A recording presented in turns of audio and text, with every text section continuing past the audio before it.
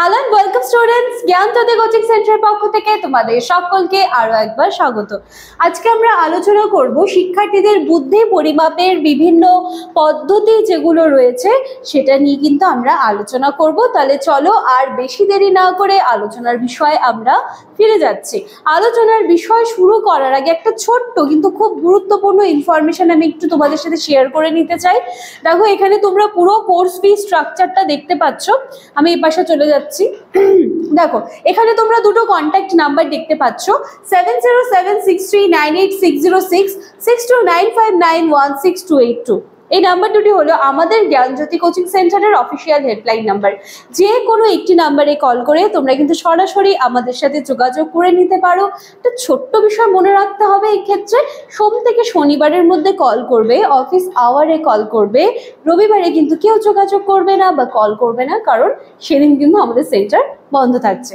আচ্ছা, এইবারে একটু কোর্স ফি স্ট্রাকচারটা দেখে নাও। তোমাদের এবার 4th সেমিস্টার রয়েছে, তাহলে 4th সেমিস্টারের জন্য এক সেকেন্ড দেখো, তাহলে 4th সেমিস্টারে তোমরা এই যে কোর্স ফি স্ট্রাকচারটা আছে এটা ফলো করবে। তোমাদের কোর্স ফি কত হয়ে যাচ্ছে? তোমাদের কোর্স ফি কিন্তু চলে যাচ্ছে 599। ঠিক আছে, তোমাদের কোর্স ফি হলো 599 এবং এখানে কন্ট্যাক্ট নাম্বার দিয়ে দেওয়া আছে।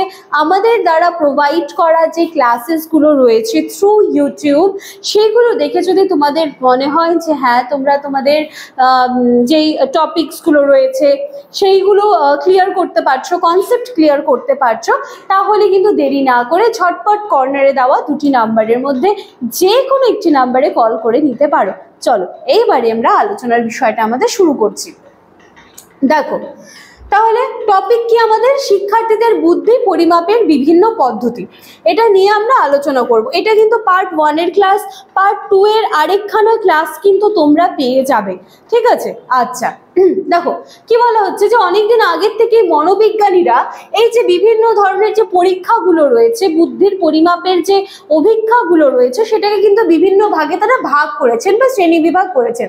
সাধারণত যে কোনো ধরনের মনোবৈজ্ঞানিক অভিক্ষাকে প্রয়োগগত প্রকৃতির দিক থেকে যদি আমরা দেখি, প্রয়োগ করার যে প্রকৃতি সেই দিক থেকে যদি আমরা দেখি, তাহলে সেটাকে দুটা ভাগে ভাগ করা যাচ্ছে।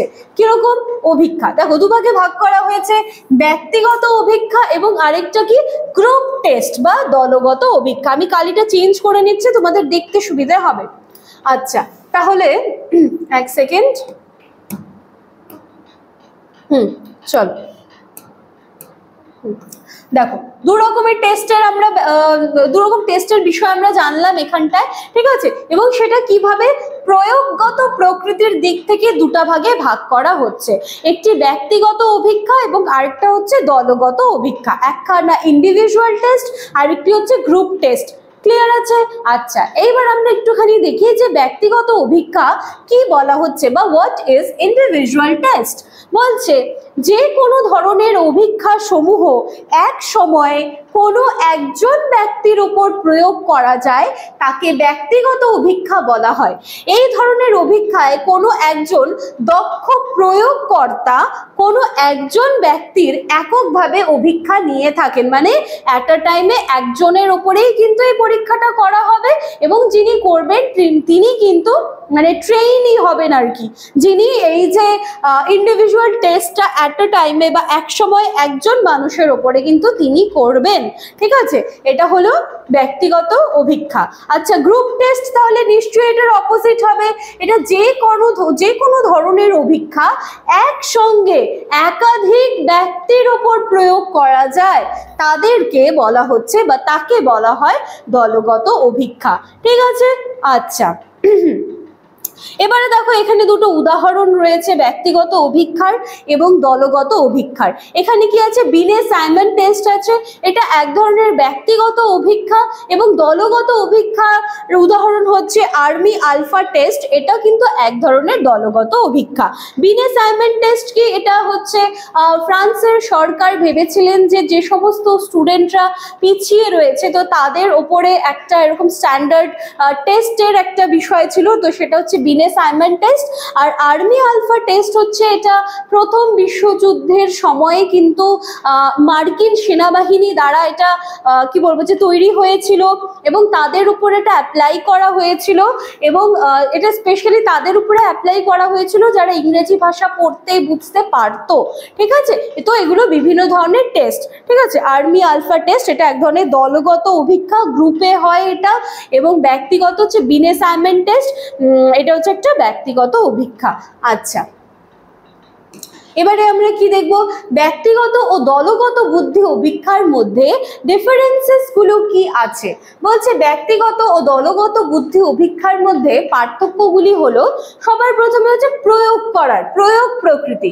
বলছে ব্যক্তিগত অভিক্ষা, এই ধরনের অভিক্ষা একক সময়ে একজন ব্যক্তির উপরেই কিন্তু প্রয়োগ করা হয়। আর দলগত কি, একসঙ্গে একাধিক ব্যক্তির উপর একটা গ্রুপে বা একটা দল করে সেটাকে প্রয়োগ করা হয়। আচ্ছা, এটা আমরা পার্থক্য দেখলাম। তাহলে একটু সম্পর্ক খুব ছোট্ট করে দেখি। বলছে এই ধরনের অভিক্ষায় অভিক্ষকের সম্মুখে উপস্থিত, বলছে যে কি হলো অভিক্ষায় অভিক্ষক ও তার সম্মুখে উপস্থিত যে যারা থাকবে তাদের মধ্যে, মানে যারা হচ্ছে একজন টেস্ট নিচ্ছে বা একজনের টেস্ট করা হচ্ছে, তাদের দুজনের মধ্যে একটা সুসম্পর্ক থাকবে। এবং এক্ষেত্রে যেহেতু দলে আমরা টেস্টটা নিয়ে নিচ্ছি, তাহলে এখানে কিন্তু কোনো রকম সুসম্পর্কের প্রয়োজন হচ্ছে না, যেহেতু ব্যক্তিগত অভিজ্ঞতা ইন্ডিভিজুয়ালি হচ্ছে। ঠিক আছে, একজন যিনি পরীক্ষাটা নিচ্ছেন এবং যাকে নিচ্ছেন তাদের দুজনের মধ্যে একটা ভালো সম্পর্ক থাকতে হবে, এটাই বলেছে এখানে বেসিক্যালি। আচ্ছা, আর কি দলগত অভিক্ষা বলছে যে এখানে এরকম কিন্তু কোনো কিছুর প্রয়োজন হয় না, কারণ এখানে তো বিষয়টা গ্রুপে হয়ে যাচ্ছে, এখানে তো মানে ইন্ডিভিজুয়ালি হচ্ছে না, এটা দলগত হচ্ছে। আচ্ছা, এবার একটু কার্যকারিতাটা আমরা দেখে নিচ্ছি। কি বলা হচ্ছে, ব্যক্তিগত অভিক্ষা, এই ধরনের অভিক্ষা অধিক নির্ভরযোগ্য এবং এখানে নির্দেশনা বা পরামর্শ দেওয়ার ব্যবস্থা থাকে বলে এই অভিক্ষা করা যেতে পারে। আর দলগত অভিক্ষায় কি, এই অভিক্ষায় প্রয়োগের বাহ্যিক বিভিন্ন প্রভাব থাকে বলে এর কার্যকারিতা কিন্তু অনেকটা কম। আবার অভিক্ষা পদের প্রকৃতির দিক থেকে বুদ্ধির অভিক্ষাকে দুটা ভাগে ভাগ করা যায়। এই যে অভিক্ষা পদের যে প্রকৃতির কথা বলা হচ্ছে, তার উপর বেস করে বুদ্ধির যে এই যে পরীক্ষা বা বুদ্ধির যে অভিক্ষা, তাকে আবার দুটা ভাগে ভাগ করা যায়। এই দুটা ভাগ নিয়েই কিন্তু আমরা নেক্সট দিনে আলোচনা করব। এই দুটা ভাগ নিয়ে আমাদের পার্ট 2 ক্লাস থাকবে। আজকে যে ক্লাসটা তোমরা পেয়েছো এটা পার্ট 1 এর ক্লাস, আজকে আমাদের কমপ্লিট। নেক্সট দিনে তোমরা পার্ট 2 এর ক্লাস পাবে। পার্ট 2 এর ক্লাস কিসের উপর বেস করে হবে, এই যে বুদ্ধির অভিক্ষাকে দুটা ভাগে ভাগ করা হয়েছে তার উপরে বেস করে হবে। ঠিক আছে, আচ্ছা, তাহলে এই ছিল আজকে আমাদের ক্লাস বা আলোচনার বিষয়। দেখে নিতে পারো তোমরা, আশা করি তোমাদের এই বিষয়টা আমি অল্প কিছু হলেও ক্লিয়ার করতে পেরেছি। ঠিক আছে, তো চলো, এই ছিল আজকে আমাদের ক্লাস বা আলোচনার বিষয়। আশা করছি তোমাদের কনসেপ্ট কিছুটা হলেও কিন্তু আমি ক্লিয়ার করতে পেরেছি। ভিডিওটি ভালো লাগলে তোমাদের ভ্যালুয়েবল কমেন্টস গুলো কমেন্ট সেকশনে রেখে যেতে ভুলবে না। কর্নারে থাকলো আমাদের কন্ট্যাক্ট নাম্বার, ভিডিও দেখে যদি এফেক্টিভ মনে হয় ঝটপট কল করে নেবে, যত তাড়াতাড়ি সম্ভব যোগাযোগ করে নিতে পারো। চলো, আজকের ক্লাস বা আলোচনার বিষয় এখানে শেষ করছি। নেক্সট দিন সেম টপিকের উপর বেস করে পার্ট 2 এর ক্লাস তোমরা পাচ্ছ। Thank you.